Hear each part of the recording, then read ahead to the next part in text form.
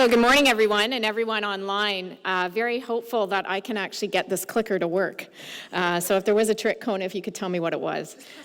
A lot? Press it a lot. All right, awesome. I'm going to press it a lot. I may go forwards, I may go backwards. I'm really excited here to talk to you about my career and about science. I am actually a scientist by training. I am a physiologist who studied up to a master's level.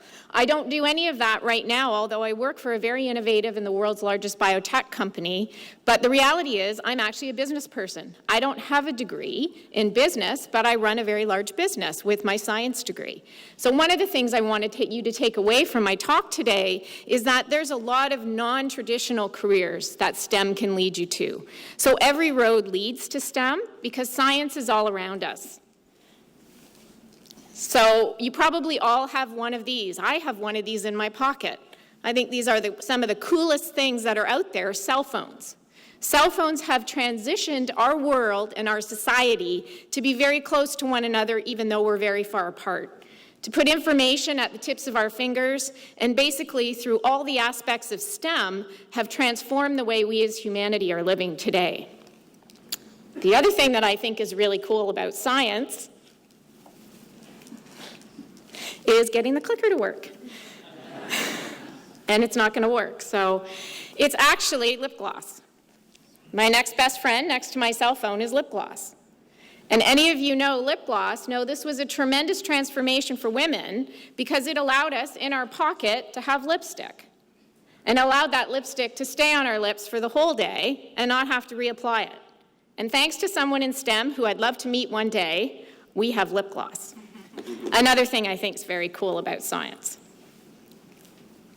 And getting your clicker to work. We've asked for another one. Yeah. Okay.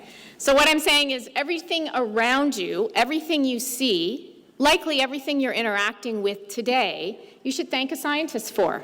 Whether it's a scientist like me, a biologist, a physiologist, a technologist, an engineer, or a mathematician, all of them are the result of what we have today. I think about cars. I think about the fact that we can get into a car now with no keys. You basically just walk up to your car and the door opens.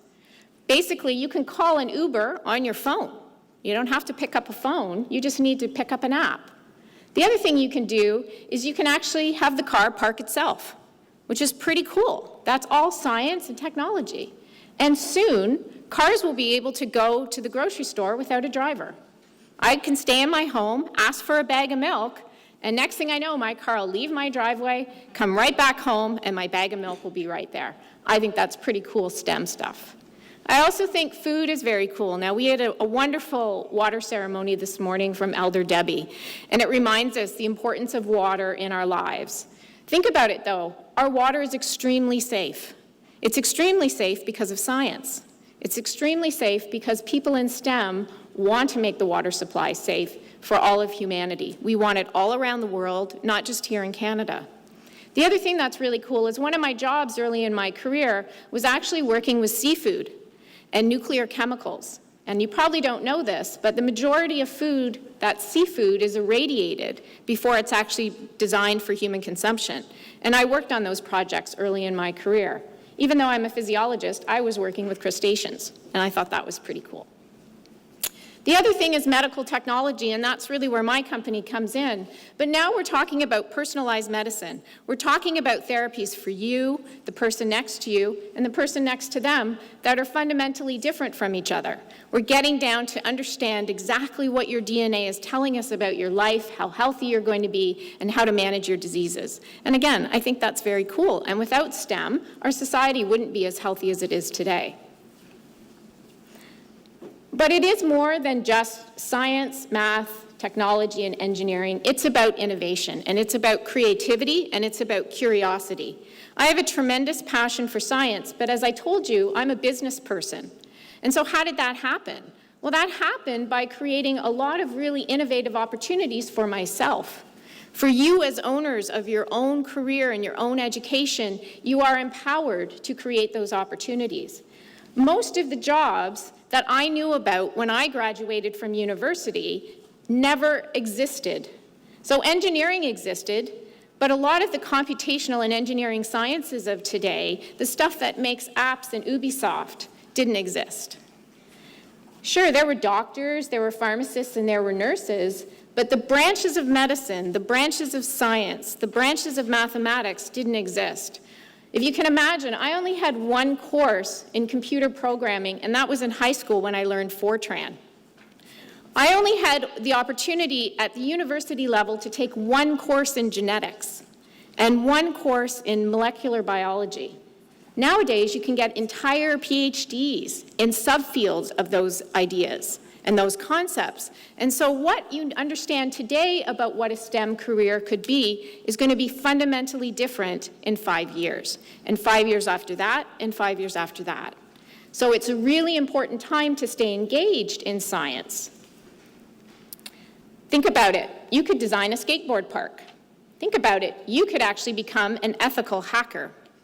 Potentially, if I can get it to work, you could actually be the next video game designer, right? Those are just things that when I was sitting at home thinking about, hey, what might be some cool careers that individuals in this room are thinking about, those are some that came to my mind. But realistically, I can't tell you what the next STEM careers are going to be. All I can tell you is that you can go from the bench all the way to a company like Amgen that tries to dramatically improve the lives of Canadians and healthcare around the world just with a science degree. And that's pretty cool. You don't have to be a doctor. I'm not a doctor. You can do it with general STEM education. And it's important that you continue that education because science-based companies like Amgen, 90% of our staff have a basic education in science. That's a lot of people.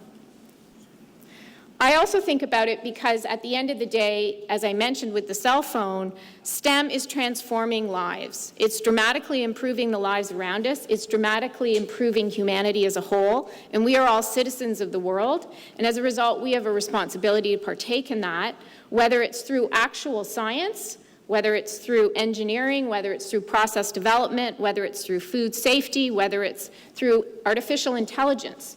The future of STEM is all the jobs around us. In fact, Canada 67 through Let's Talk Science has indicated that in Canada by 2020, which is only 2 years away, there will be the need for 1 million STEM-educated people to fill 1 million jobs.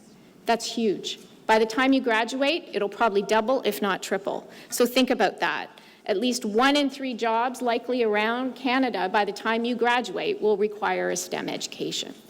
That's extremely important when you think about your future from where you are today to where it could take you in the future, which is anywhere potentially you can imagine it to take you.